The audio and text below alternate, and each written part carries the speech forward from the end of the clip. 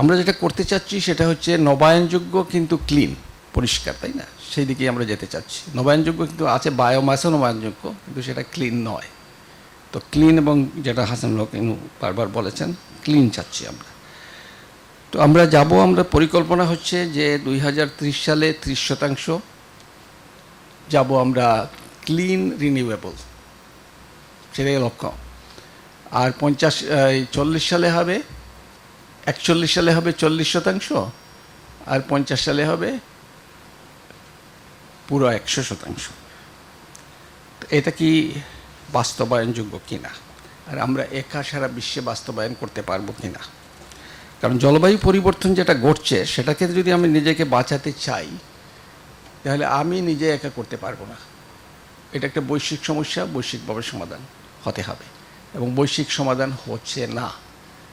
এখন যে green house gas নিঃসরণ করা হয়, আমাদের আইপিসিসির 6th যে অ্যাসেসমেন্ট রিপোর্ট, যেখান থেকে বলা হয়েছে যে 2 মিলিয়ন বছরের মধ্যে সর্বোচ্চ গ্রিন হাউস গ্যাস এখন পুঞ্জীভূত আছে বায়ুমণ্ডলে, এবং যে 1.5% বৃদ্ধি হবে উষ্ণতা শিল্প বিপ্লবের পূর্ব থেকে এই শতাব্দীর শেষ নাগাদ, সেটা 30 থেকে 40-এর মধ্যে, 2030 থেকে 40-এর মধ্যে ঘটে যাবে।